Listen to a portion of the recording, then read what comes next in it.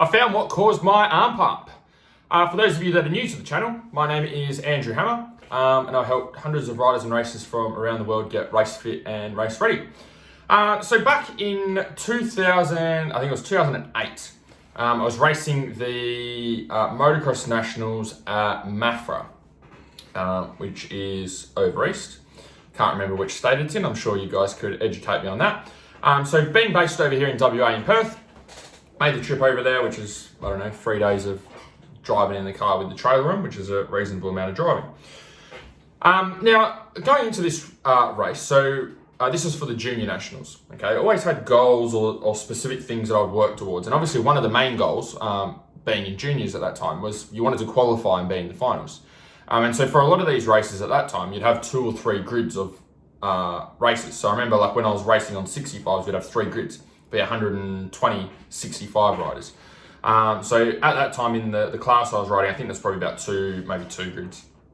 So still 80 riders, right? So your first goal was you had to qualify to be able to get into the finals so that you could see where you finished up. Now, a lot of the riding that we do over here in WA, for those of you that follow me that are in Perth, is it's a lot of sand riding. Okay, we've got a fair few sand tracks, but also the gravel tracks don't seem to break down like they do over east. Our hard pack tracks over here tend to be like really, really hard. Like tracks like Byford, for example. And even when they rip it or they prepare the track and you get there on race day, we get ruts in that, but nowhere near the type of ruts that you guys get over east on the eastern side of Australia.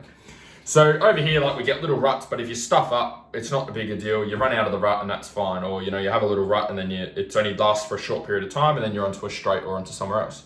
Whereas over east, you guys have these ruts that are like bloody this deep and tend to last forever. So once you're in, you're in. And if you try and get out, you're in trouble.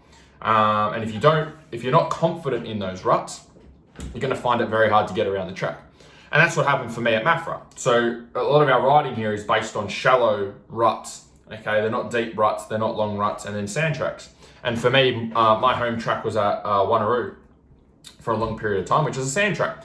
So I enjoyed riding sand, I was good at riding in sand, and we just didn't do many ruts. So I remember going over to Maffra for this particular national title, and for the first time in a while, I was dealing with arm pump.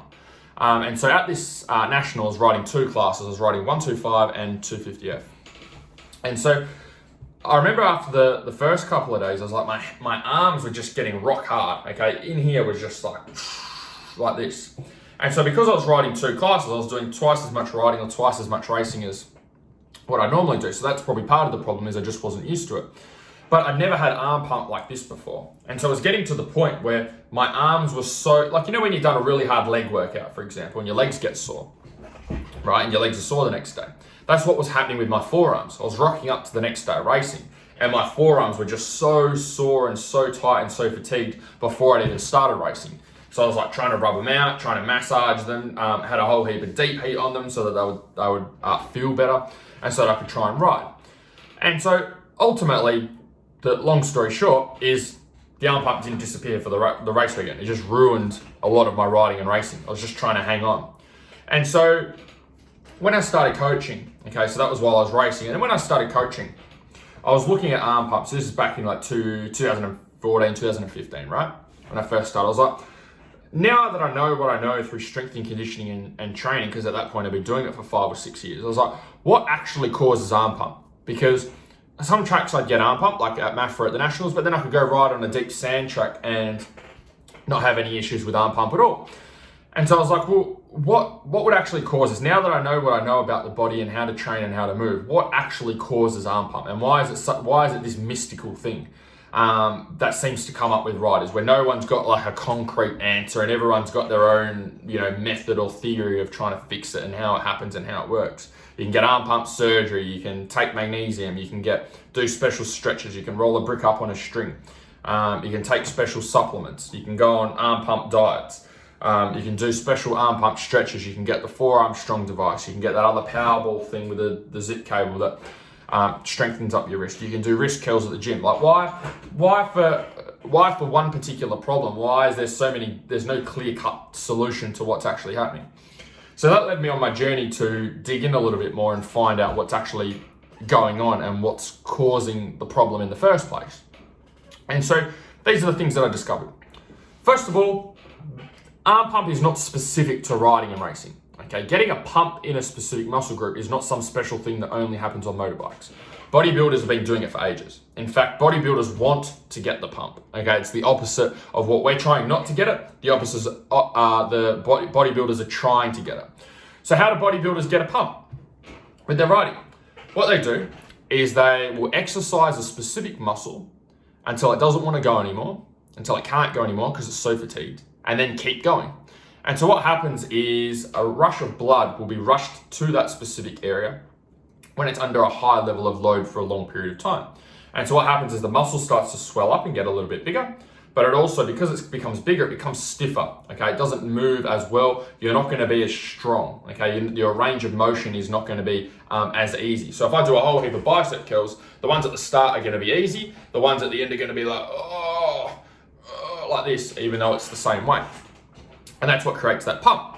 So at the end of the day, if we look at bodybuilders, if we take what we know from bodybuilders, is bodybuilders get a pump by working a specific muscle group to exhaustion, and then they keep going, okay? So it's really about just getting it to fatigue and then keep going.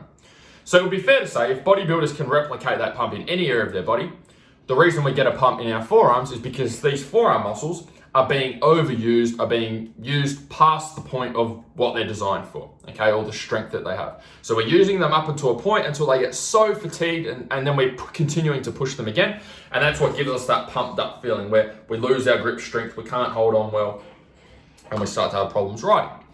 So then I had to reverse engineer from there and go, okay, well, if that's the problem, that's great. But what are the solutions we have to fix that? So if that's if overusing a specific muscle group is what causes the pump, how do we reduce that pump? So in bodybuilding, if we get a muscle stronger, that doesn't necessarily stop the pump. Okay, what it does is it might give you a few extra reps that you can get out, or you might be able to use heavier weight, but at the end of the day, you can still get that muscle to pump up. If you just got to keep doing a little bit heavier weight, or do a few more reps. So I was like, okay, well, yeah, you could get the forearm muscle stronger, and we could do some wrist curls, or get some special devices and get them stronger, and that could work. But it's probably only going to get me a few reps extra, okay? Or I can lift a little bit more weight. So in other words, on the bike, it's only going to get you a tiny bit further without having arm pump. It's not going to be going from doing 5 laps and getting arm pump to 10 laps and no arm pump. It's going to be maybe do 5 laps and get arm pump to 5.5 laps, 5.25 laps. And I was like, well, that's not really going to help out. This is when I first started working with riders. I was like, that's not really going to help riders to improve their riding. Like, I don't want to get them to do all these strength exercises to see this much improvement. It's not really going to help them. So I was like, okay, well then I've got to reverse engineer a bit further and go, what's causing these muscles to be overloaded? Because they're not the only muscles that are working on the bike. We've got our whole body working, right? You got legs, you got arms, you got a core, you got a back, you got a chest, you got quads, hamstrings, glutes. You got all of these muscle groups that should be working on the bike. Why would the forearms be the ones that are most pumped up in comparison to the rest of the body? And so this is what I came across. When you're riding on the bike, okay, let's say that we're in the attack position, okay, on the bike, roughly. Okay, I'm not a riding coach, so don't ridicule me in the comments too much with my riding position. Okay, so let's say you're in the attack position. You've got your hands up on the handlebars, elbows up, your hips are pushed back a little bit, and your ass is off the seat. Now, let me get back a little bit further. So when that happens, we've got a few things happening, but I'll get my foam roller here, right? So let's say this is my motorbike. I've got the bike between my legs, I'm gripping with my legs to hold me on the bike, and I've got my elbows up. Now, when you're fresh, your legs are actually doing most of the work on the bike, okay? So I had a riding coach, Greg Moss, Matt and Jake's dad, who I did a reasonable amount of riding schools with when I was younger and when I was racing. And so I remember he did this drill. He had a rider on the bike, so the bike's turned off. He got the bike, he got the rider standing on the bike with the bike turned off, and he was holding the bike at the front on the handlebars. Okay, he had the front wheel jammed between his legs, and he was holding the handlebars, while the other rider was standing there on the bike in the attack position. And he was showing us all the position on the bike that he wanted us to be in. And so one of the things that he did is he said, hey, I want you to take your hands off the bike. So he took his hands off the bike and he started shaking. Greg was on the other side and he started shaking the bike while the rider was just standing there on the foot pegs with no hands. And so what happened is the rider tipped over and he fell over and he felt like, put his foot down and fell off the bike. And so what Greg was explaining there is that the rider wasn't using their body to hold themselves on the bike. They weren't gripping with their legs and keeping their core tight and using the rest of their body to hold them in one position. They were just loose. So, the second time, he got the rider back on, he said, I really need you to grip, really need you to hang on. And so again, he started shaking the bike. And so this time the rider was prepared for it, but what the rider was doing with no hands on the bike was gripping on tight with his legs and keep using his whole body from head to toe to be able to maneuver that bike and to be able to resist Greg moving it backwards and forwards with no arms. So I was like, okay, well that's, thinking back on that, I was like, that's interesting. Because that means majority of our riding, when you're riding on the bike, is not done with the arms, it's done with the rest of the body. So if Greg there was demonstrating how we should be positioned on the bike and how we should be moving the bike with our body, our arms aren't really doing much work. When we're on the bike, the arms are doing very little work. They're the more just there for a little bit of balance and for a little bit of, and for steering, obviously, for getting around the corners. But ultimately, the body is doing most of the movement. And when you think about it for motocross, even for enduro as well, the handlebars aren't really moving too much while you're riding. It's more a leaning of the bike and subtle turns in the handlebars. So the arms aren't doing much at all. So what happens is if your body is not working well, so like the first example that Greg gave where the rider wasn't holding on, if you've got your hands on the handlebars, you're going to be using them for balance. You're going to be gripping on for dear life because the rest of your body is doing nothing and your hands are doing absolutely everything. So I was like, okay, this is interesting. So to get the load out of your forearms, to stop them getting pumped up in the first place, so we know the pump is caused by excessive load through a particular muscle group, but these muscle groups shouldn't even have any load or very little load. So the way that should happen is the rest of the body should be doing most of the work, and that means my forearms were doing a very small amount of work. And that means if we can get them to do much less work, they're not going to get pumped up, because you're not going to get pumped up doing bicep curls if you just do one bicep curl with a very light weight. They get pumped up from doing lots of reps with a heavy weight and smashing through. So we're going to reduce the load on the forearms, but we're going to reduce the arm pump. I was like, okay, cool. So that's all well and good from a bike riding perspective. But then I was like, okay, what causes a rider to be doing the stuff that Greg says at the start of a ride, and then as they keep riding, then they get arm pump at the end? That doesn't make sense. Why would they don't get arm pump at the start, but they get it at the end, even though they know how they're supposed to be gripping on the bike? And the thing that contributes to that was like, okay, well, if a rider's not fit enough or they're not strong enough, what's going to happen is at the start of the ride, they'll be gripping onto the bike and getting in all the right positions. And so most of their body is doing the work to move them on the bike, which takes the load out of their forearms.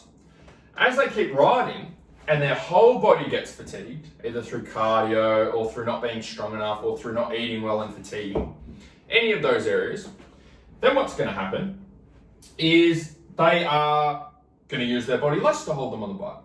And if they're using their body less to hold them on the bike, that means if Greg was to grab their handlebars, their arms are going to be taking more of the load, because now instead of their body doing most, 80% of the work and their arms doing 20%, now if the body drops down to 50% because you're getting fatigued and it's doing a lot less work than what it was before, that other 50% has to be made up somewhere.